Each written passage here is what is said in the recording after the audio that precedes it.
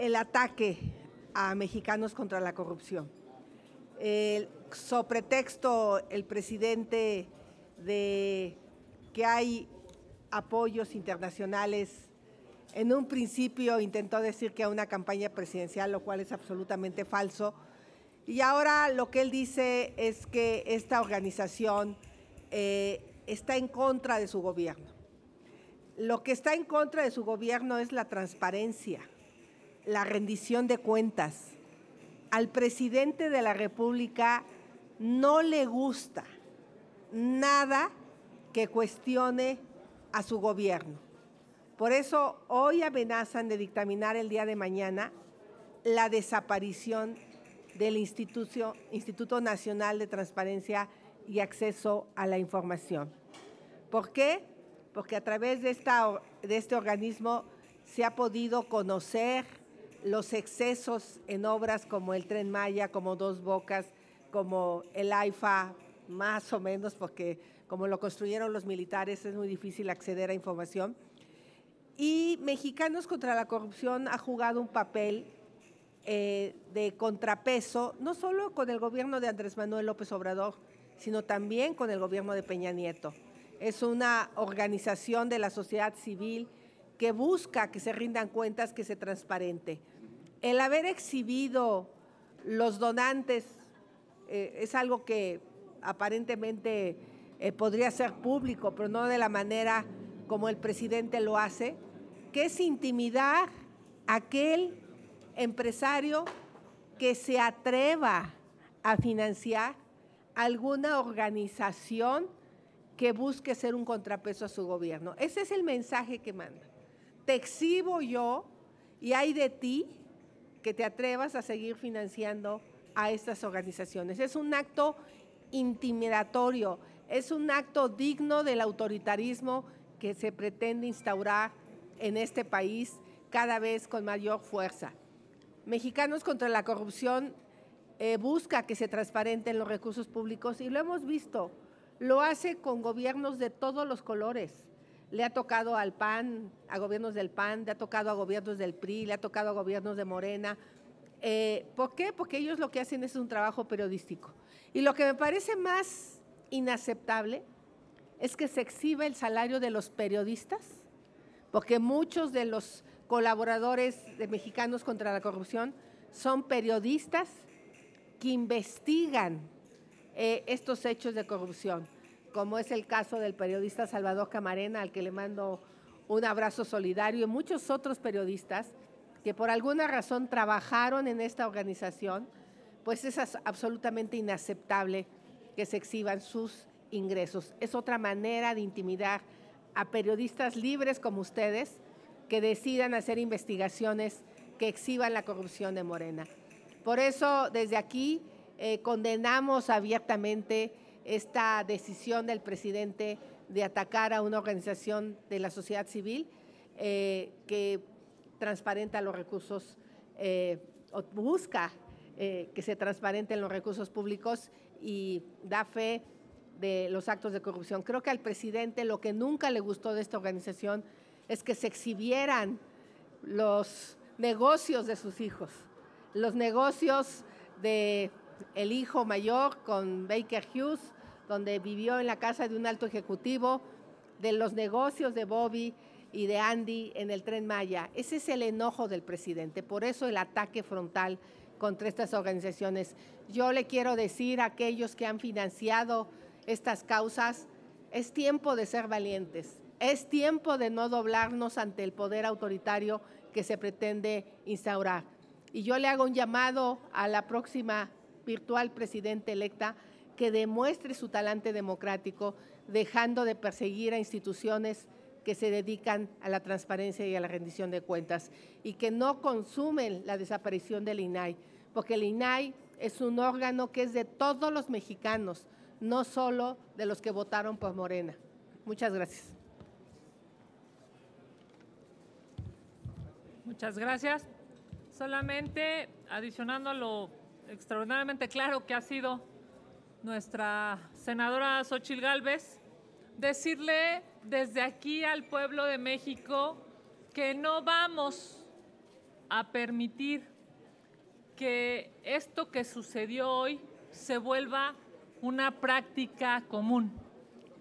Hoy, el presidente de la República ocupa todo el poder de la mañanera para atacar a quienes quieren transparencia en este país. Hoy, con el recurso público, lo que hace es lastimar a quienes piensan distinto al gobierno. Es, sin lugar a dudas, lo que sucedió hoy, un acto brutal de autoritarismo. Ya sabemos que a López Obrador no le gusta la transparencia. Cuando fue jefe de gobierno, incluso vetó el órgano de transparencia de la Ciudad de México, y no es por un asunto de ahorros, no es por querer gastar menos. ¿Saben de cuánto es el presupuesto del INAI? Del 0.01% de todo el gasto público. 0.01%. Evidentemente no es un tema de dinero. Lo que López Obrador quiere es que todo su gobierno esté en la opacidad, que todo este régimen morenista y el que sigue esté en lo oscurito, esté debajo de la mesa, que los contratos que se están dando, lo acabamos de saber, en la Secretaría del Bienestar se dieron en este sexenio 8,513 contratos. El 80% de ellos no tuvieron una licitación pública. Esto es, el 80% de los contratos de la Secretaría del Bienestar del gobierno de López Obrador se los dieron a sus cuates, contratos a sus cuates, contratos a modo, contratos en donde claramente pues hay corrupción, hay cochupo, hay moches, hay dinero para financiar, sin lugar a dudas, y yo estoy absolutamente convencida, sus campañas. ¿Cómo es posible que haya hoy ocupado a la UIF? ¿Cómo López Obrador y este régimen de Morena es capaz de utilizar a la UIF para intentar amedrentar a organismos que, por cierto, son brutalmente valientes como Mexicanos contra la corrupción y la impunidad? Si hoy este gobierno no tiene límites, ¿se imaginan qué sucederá después? ¿Vamos hacia una venezualización? ¿Vamos a seguir este gobierno de López Obrador a seguir los pasos de Venezuela? Porque si no quiere transparencia y la disque transparencia la quiere dar López Obrador desde las mañaneras atacando a la oposición, pues los pasos son muy parecidos a los de Venezuela con Chávez y Maduro. No lo podemos permitir hoy y efectivamente, como lo ha dicho Xóchitl Gálvez, es claro, es evidente que no se pueden ocupar estos recursos públicos para lastimar a quien, por cierto, qué bueno que tiene financiamiento nacional e internacional. Ojalá y reciban más. Ojalá y haya más mujeres y hombres valientes que quieran financiar a organismos de transparencia para saber si, cómo este gobierno corrupto y corruptor está cometiendo una gran cantidad de ilegalidades, porque eso no se puede permitir. Y si hay mujeres y hombres valientes que les dan recursos, ojalá y cada vez haya más. Gracias. Yo solo quiero hacer una precisión. Por supuesto que esto es la caja china. Sacan este tema para que no le preguntemos qué pasó con el Mayo. No, que en México no puede pasar nada sin que el presidente lo sepa. No tiene ni idea el presidente cómo salió el Mayo del territorio nacional. Eso habla de su ineptitud, su incapacidad, o habla de su colusión con los narcos, porque de eso no hay duda. Aquí hay un pacto criminal con ellos y por eso no se atreven a tocarlos y por eso la preocupación, no Mayo, no fui yo, yo no tuve nada que ver, no, ¿cómo? No se te vaya a ocurrir pensar que yo tuve algo que ver. Está más preocupado porque no lo relacionen que por explicar cómo se movía, cómo tenía protección estatal de agentes judiciales, cómo lo protegían ni el gobernador ni el presidente. Ahí es a donde debe estar la UIF, ahí, investigando a los criminales, no a la gente de bien. Es cortina de humo y es la caja china, por supuesto. Vamos a cambiar. ¿De una vez? Bueno, pues buenos días. Pues nuevamente nos volvemos a encontrar con la noticia que hace un año en la Cámara de Diputados, los diputados de Michoacán habíamos denunciado del tema de los limoneros. Hoy vuelve a ser noticia en los principales diarios, estamos hablando Reforma, Universal, etcétera, donde evidencian que esto de la cuota de la extorsión, la mal llamada cuota, porque finalmente es una extorsión, la UIF es un caso interesante que también pudiera estar ahí dando y han dejado pasar un año. No es posible que sigan amedrentando, ya los productores pararon sus cortes, prefieren quemar sus cosechas a seguir siendo extorsionados. Hago un llamado, como lo hicimos hace un año, al gobernador, al presidente de la República, porque cada uno de nosotros los que estamos aquí pagamos esas consecuencias de ese alimento que en nuestras mesas es básico, que es el limón agrio. Michoacán es el mayor productor a nivel nacional, con más de 80,000 hectáreas. ¿Y qué es lo que sucede? Pues que el limón va para arriba, y no es la extorsión del limonero o del empacador el que aumenta el precio, es también el que al final, el producto final, en cada uno de los consumidores, también asumimos. Ahora sí que a los que les llamamos los taqueros, pues empezaron a hacer hasta cuartitos para poder estar dando limón por lo costoso que está. Esto es lo que está viniendo a suceder en Michoacán. Hago un llamado enérgico al gobernador, enérgico al presidente de la República, que paren. No es posible que continúen así como el aguacate, así como el jitomate y así como cada uno de esos productos básicos que han aumentado, y no ha sido por el costo de producción, ha sido por la extorsión. Gracias, diputado. Entonces, si nos los permitieran, bueno, todavía falta una intervención. Ok, muchas gracias. Gracias. Una rapidísima, y les cedo el uso de la voz. Agradecerles su atención y que estén por aquí, pero no queremos dejar pasar la fecha. Hace unos días vimos en notas nacionales que hace ya un año que seguimos sin respuestas de los 5 desaparecidos de Lagos de Moreno, en donde la simulación, en donde las respuestas no claras y las respuestas en donde no nada más estos 5 desaparecidos de Lagos, sino a lo largo y ancho de nuestro país, miles y miles de desaparecidos y miles de familias todavía el día de hoy siguen buscando a alguien.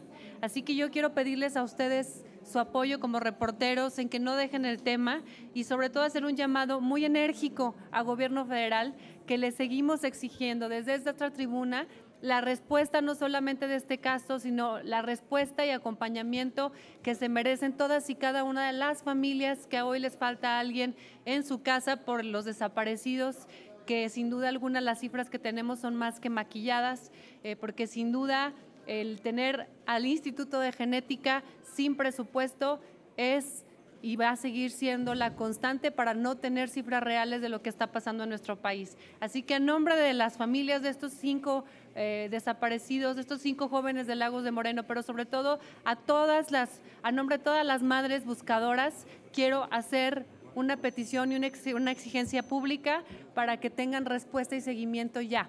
Y sobre todo a Claudia Sheinbaum, nuestra virtual presidenta, hacerle una exigencia desde ya, que pongan la atención y las acciones en este caso y en todos los de este país para que las madres buscadoras sean prioridad, porque a lo largo de estos 6 años definitivamente no lo han sido y necesitamos respuestas ya. ¿Es cuánto? Gracias, diputada. Les pregunta Félix Muñiz, de Punto Aéreo.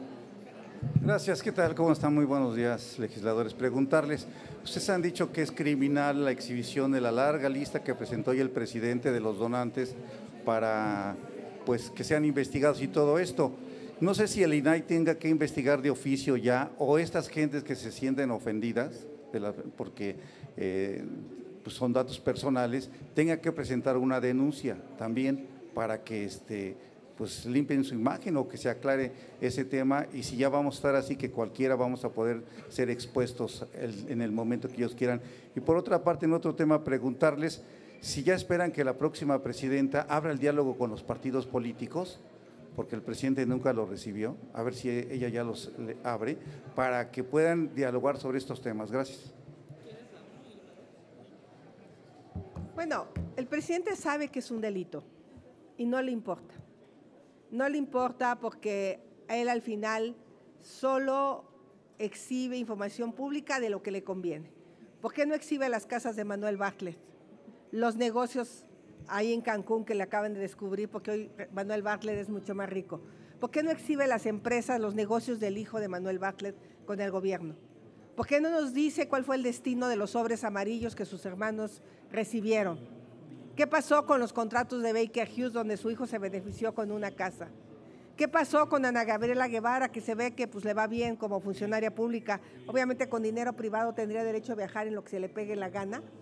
Y todavía se atreve a decir que el mal resultado de los atletas es culpa de los sexenios anteriores. Qué poca vergüenza, es su responsabilidad. Pero él siempre culpa a otros, nunca va a asumir su responsabilidad. Entonces, ojalá las personas se puedan defender, pero justo, ya no va a haber INAI. ¿Ante quién te vas a defender? O sea, y hay temas con la prisión preventiva oficiosa que ayer aprobaron. Viene una persecución brutal contra todos los ciudadanos, contra los empresarios. Basta que digan que evadiste impuestos para que te pongan prisión preventiva. Si hay prisión preventiva justificada, pues está bien. Pero eso es el nivel de amenaza que viene en el país con todo este número de delitos. ¿Y de qué sirve que hayan puesto que la prisión preventiva para el tema electoral? El presidente se metió a la elección abiertamente, pidió el voto para su partido porque si no había riesgo de quitar los programas sociales. Eso implica prisión preventiva oficiosa y no pasa nada.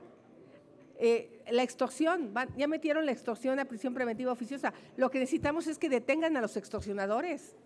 O sea, los pobres jueces los culpan, pero los jueces que les den elementos para encarcelar a los delincuentes, pero si ni siquiera los detiene la Fiscalía del Estado porque está coludida con ellos, es la verdad. Las fiscalías son parte del negocio de la extorsión.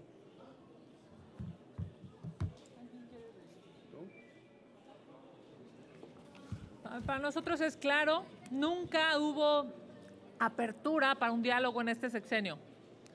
Ojalá y no repita ese mismo talante autoritario la próxima presidenta, porque a quien daña en realidad es a los mexicanos. Hoy traen este discurso de los mexicanos nos dieron la mayoría de votos, solamente les dieron 54 y a la oposición 46. Es obvio que con todo el agandalle, los recursos públicos, la amenaza del tema de los programas sociales, la movilización, la compra de votos, toda la estructura gubernamental que ocuparon para esta elección, con todo eso, solamente tuvieron el 56. Es claro que México de inicio no les dio las 2/3 partes. Es claro que seguiremos litigando esa sobrerepresentación abusiva que quieren hacer y que una vez que se definan los escaños y las curules, pues ojalá y la próxima administración tenga mayor altura de miras. Yo soy feminista, lo saben, esperaría que ojalá y así sea. Por el bien de México y por el bien de una mujer que por primera vez en la historia de este país va a gobernar, ojalá y Claudia Sheinbaum no se comporte como López Obrador, escuche a la oposición, dialogue con la oposición y por supuesto se puedan construir leyes a favor de México. Si no es así, creo que quien perderá la oportunidad será la primera mujer presidenta en este país. Fernando Moctezuma, de Síntesis Legislativa. Gracias, ahorita. Buenos días. Por un lado, precisamente ayer el presidente del PRI hablaba acerca de buscar estos caminos de comunicación con la nueva administración. Preguntar, ya insisto, con Félix decía si buscarían estas vías de comunicación o a quién le corresponde abrir y buscar estos canales de comunicación con el gobierno, a la oposición o al poder. Número uno. Número dos, y por otra parte, senadora Kenia, sobre la contienda interna del Partido Acción Nacional, se ha dicho mucho que usted podría ser la primera mujer, hablando de primeras mujeres, pues la primera mujer al frente del partido. No sé si nos quisiera comentar algo. Gracias. Muchas gracias. Respecto al diálogo del gobierno con los actores políticos y sociales, he tenido la fortuna de estar en instancias de gobierno, en la Secretaría de Gobierno de mi estado, y el primer paso lo dimos nosotros. Cuando hay democracia y demócratas, se espera ese vaso comunicante que tenga que tener el gobernante con la sociedad civil y también con los partidos políticos. Pareciera ser que hay un primer paso. Ojalá y se concrete en acciones y realidades. La presidenta o la próxima presidenta ha convocado a reunirse ya con los gobernadores de los distintos signos partidistas, incluyendo el gobernador de mi estado, Mauricio Curi. Han planteado los proyectos que ellos tienen para generar paz y progreso en sus entidades. Ojalá y no se convierta en un diálogo de sordos y sí se concreten en realidades. Eso es lo que esperaríamos, que lo que ha realizado hoy con los gobernadores, igualmente también lo realice con los partidos políticos y con la sociedad civil. Creo que México sí requiere otro rumbo y es muy importante el diálogo que debe existir del gobernante con los partidos políticos, con los legisladores y desde luego con la sociedad civil organizada. Gracias. Gracias.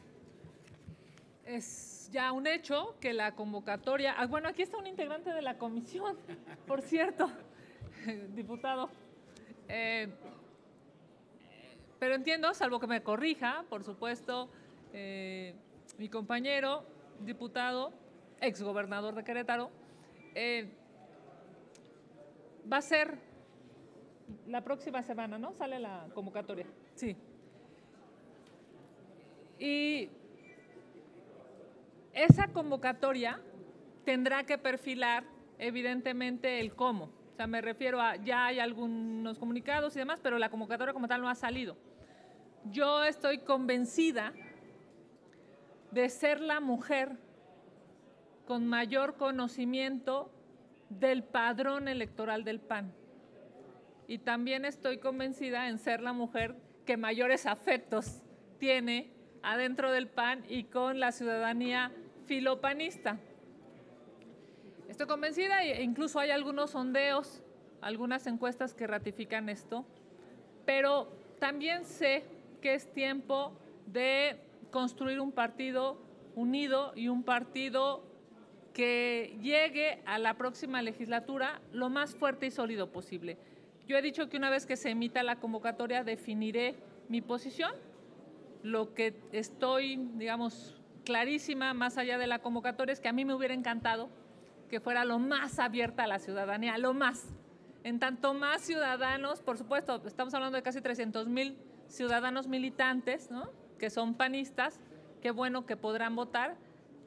Yo particularmente me hubiera encantado, se lo he hecho saber al gobernador, al exgobernador, me hubiera encantado que más ciudadanos pudieran participar además de ser panistas.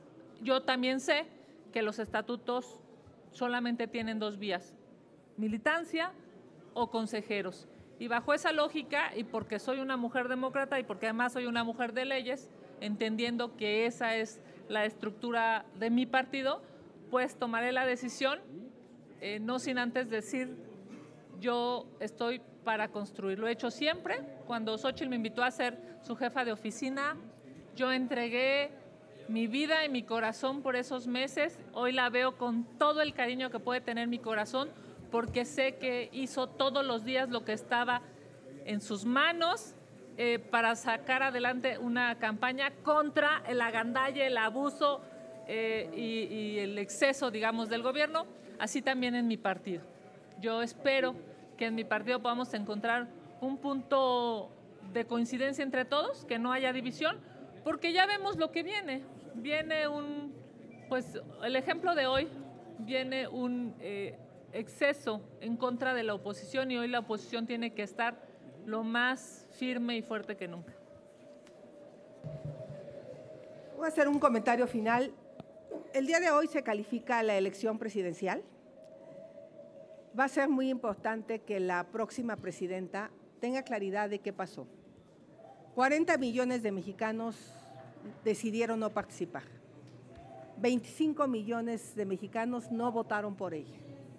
Ella tiene un fragmento de la población, por supuesto mayoritario, y la llevó a ser la presidenta ganadora, y está obligada a escuchar al resto de la ciudadanía. No todos tienen la coincidencia con la visión de su partido. Me preocupa que no haya dado muestras de ser una mujer demócrata. Su servidora, desde la noche de 2 de junio, reconoció su triunfo. La felicité. En el momento que yo tuve los datos, que fueron el PREP, el conteo rápido, las actas en manos de los partidos. Ella al día de hoy, con las actas en la mano, no ha querido reconocer el triunfo de Lemus en Jalisco, de Alessandra Rojo de la Vega en la Cuauhtémoc, de nuestro presidente ganador en Zacatecas, Varela. Y así les podría mencionar muchos triunfos que con el mismo mecanismo donde ella ganó, ellos ganaron. Eso no es ser demócrata. Y ella necesita dar muestras de que es una mujer demócrata, que sabe ganar, pero que también sabe perder. Muchas gracias. Pues les agradecemos mucho a las diputadas, a los senadores también y a los diputados federales que nos acompañan.